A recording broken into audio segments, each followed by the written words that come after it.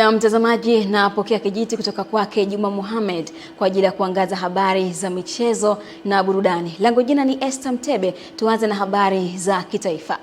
Rais wa shirikisho la mpira wa miguu Tanzania TFF Wallace Karia akiongozana na wajumbe wa kamati ya utendaji ya TFF pamoja na katibu tawala wa wilaya ya Kahama Glory Absalom wametembelea mgodi wa Barrick Tanzania uliopo Buzwagi Kahama mkoani Shinyanga kwa lengo la kukagua miundombinu itakayowezesha kuanzishwa kwa kituo cha soka kwa ajili ya kuibua na kuendeleza vipaji vya mpira wa miguu nchini. Akizungumza baada ya ziara hiyo, Karia amesema kuwa TFF ina dhamira ya kuimarisha soka la vijana kwa kuweka mazingira bora ya mafunzo, huku akisisitiza kuwa ushirikiano kati ya sekta binafsi na taasisi za michezo ni muhimu katika kufanikisha azma hiyo. Kwa upande wa uongozi wa Barrick Tanzania, umeupongeza jitihada za TFF na kuahidi kuendelea ushirikiano katika miradi ya maendeleo ya jamii ikiwemo michezo kama sehemu ya wajibikaji kwa jamii inayowazunguka. Sasa inadhihirisha kwa nini tumekuja Kahama. Tumekuja Kahama kwa sababu tumekuja kuangalia, nadhani siku si nyingi TFF na sisi tutakuwa Kahama hapa tukiwa na technical center nyingine. Tumeona miundombinu iliyoko hii inastahili kabisa kuwa accommodate vijana wetu kwa hali yote, lakini pia kutakuwa na marekebisho labda machache, kuongeza viwanja vya size mbalimbali ili tuweze kuwa na activity kama zile zinazofanyika Tanga na Kigamboni. Lakini hii ina accommodate watu wengi zaidi, jana wengi, lakini pia na kozi za coaching zitafanyika kanda ya Ziwa. Jana tulikuwa na kikao cha wadau, wamesema wanaenda mpaka Tanga, wanaenda Dar es Salaam, wanaenda Morogoro.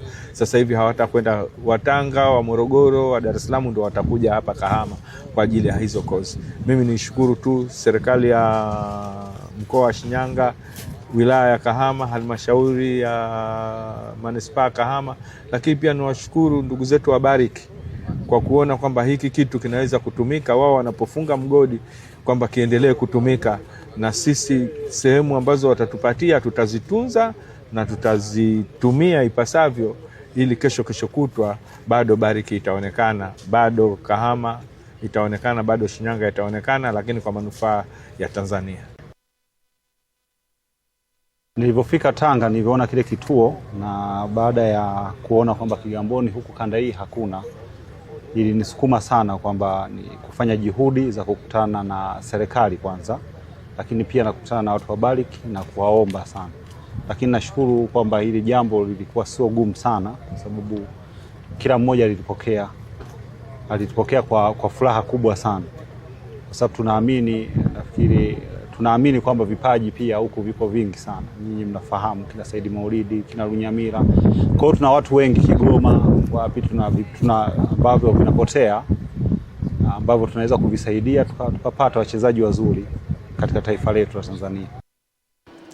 Kwingineko, naibu waziri wa habari, sanaa, utamaduni na michezo Zanzibar Ali Abdul Gulam Hussein amesema uwepo wa ligi ya Masauni Cup kwenye jimbo la Kikwajuni imesaidia kwa kiasi kikubwa kuinua vipaji vya vijana na kuepusha na vikundi viovu, hasa nyakati za usiku. Tupate taarifa zaidi. Naibu waziri wa habari, sanaa, utamaduni na michezo Zanzibar Ali Abdul Gulam Hussein amesema hayo wakati wa uzinduzi wa ligi ya mbunge na mwakilishi wa jimbo la Kikwajuni. Tunafahamu umuhimu wa michezo, tunafahamu michezo sasa ni ajira, na nichukue nafasi hii kuwapongeza viongozi wa jimbo hili kwa kuamua kuifanya ligi hii sasa kuwa ya wilaya, kwa maana sio ya jimbo peke yake. Aidha, naibu waziri huyo wa habari, sanaa, utamaduni na michezo amempongeza mbunge wa jimbo la Kikwajuni kwa kuendeleza ligi hiyo kwa muda takriban miaka 16 sasa jimboni humo. Kwa hiyo nichukue nafasi hii kukupongeza kwanza katika kuendeleza jambo hili, lakini la pili katika kuunga mkono jitihada za Mheshimiwa Dr. Hussein Ali Hassan Mwinyi. Kwa upande wake, mbunge wa jimbo hilo la Kikwajuni Mhandisi Hamad Yusuf Masauni amesema ligi hiyo ni katika kuendeleza michezo jimboni. Jimbo hili ni jimbo ambalo la michezo. Historia ya jimbo la Kikwajuni kila mtu anajua. Vipaji vyote vya michezo Zanzibar vimeanzia hapa. Kwa hiyo tunastahili kuwa na miundombinu ya kisasa na bora. Hilo la kwanza. Mashindano haya ambayo unashuhudia leo ni mashindano ya miaka mingi sana. Katika kipindi changu cha ubunge miaka takriban 16 sasa, Nadhani tumekosa miaka toka yanzishwe, tumekosa mwaka mmoja kipindi ambacho tutokea maradhi ya Covid. Sasa hivi tunaendelea kuimarisha miundombinu. Tuna project kubwa sana inayogharimu zaidi ya shilingi za Kitanzania bilioni 3 na milioni 400 pale Alabama. Katika uzinduzi wa ligi hiyo, timu shirikizi imekabidhiwa vifaa mbalimbali vya michezo. Juma Kasim, Channel 10, Zanzibar. Na taarifa hiyo ya Juma Kasim kutoka Zanzibar inaweka utuo kwenye habari za michezo kitaifa, na sasa tukaangaze kunani kwa upande wa habari za michezo kimataifa. Karibu tuziangaze habari za michezo na burudani. Mshambuliaji wa timu ya taifa ya Ureno na klabu ya Al Nassr Cristiano Ronaldo ameinunua rasmi 25% ya hisa katika klabu ya Uhispania ya Almeria, huku inamfanya kuwa mmoja wa wamiliki wenza wa klabu hiyo inayotokea nchini Uhispania.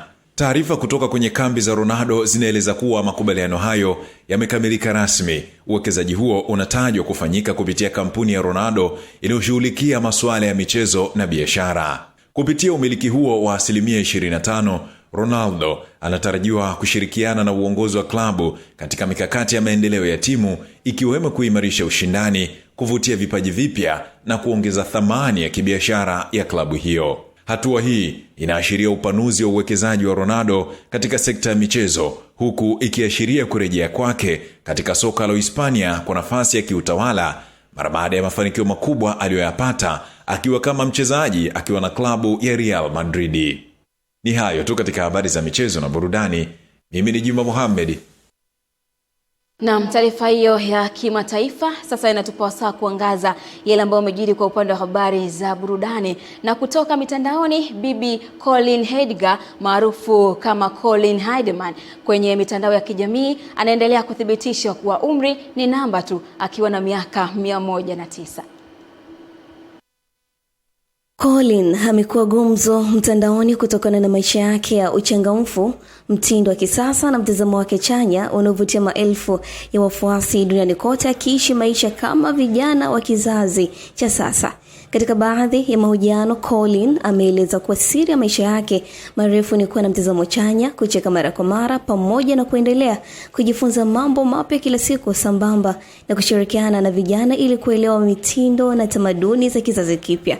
Licha ya umri kuwa mkubwa, Colin anaonyesha kujiamini, kupenda maisha na kushiriki kikamilifu katika matukio mbalimbali ya kijamii, huku mtindo wake wa mavazi ya kisasa na roho yake ya ujana vimekuwa chanzo cha hamasa kwa kizazi cha sasa, akiwakumbusha wengi kuwa furaha na mafanikio havina ukomo wa umri. Wafuasi wake wengi wanasema wanajifunza kwake umuhimu wa kuwa na mtazamo chanya, kujithamini na kuendelea kuwa hai bila kujali changamoto za maisha au umri. Hakika Colin ni mfano hai kwamba maisha yanaweza kuendelea kung'aa katika kila hatua.